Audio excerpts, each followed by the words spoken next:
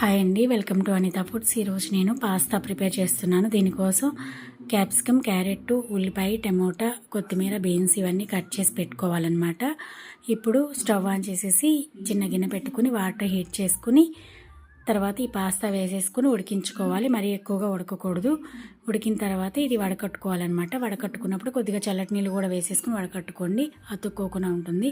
ఇప్పుడు stove on చేసి pan పెట్టేసి ఒక 2 స్పూన్ల ఆయిల్ వేసేసుకొని సన్నగా కట్ చేసిన ఉల్లి తరుగు వేసి అది వేగిన తర్వాత క్యాప్సికమ్, క్యారెట్, బీన్స్, పచ్చిమిర్చి అలాగే టమోటా ముక్కలు వేసేసుకోవాలి.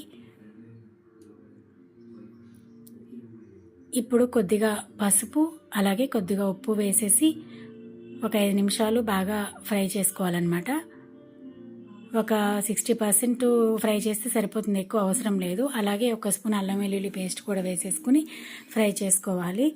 ఇప్పుడు దీనిలో కొద్దిగా సోయా సాసు అలాగే చిల్లీ సాసు, టమోటా సాస్ కూడా వేసేసుకుని 1 నిమిషం ఫ్రై చేసుకున్న తర్వాత దీనిలో పక్కన పెట్టుకుని పాస్తా వేసేసుకుని ఒక 5 నిమిషాలు ఫ్రై చేసుకోవాలన్నమాట. మీడియం ఫ్లేమ్లో పెట్టేసి ఇలాగా మొత్తం ఫ్రై చేసేసుకుని కొత్తిమీరతో గార్నిష్ చేసుకుని తీసి సర్వ్ చేసుకోవడమే. నేను దీనిలో ఎగ్ కలపలేదు.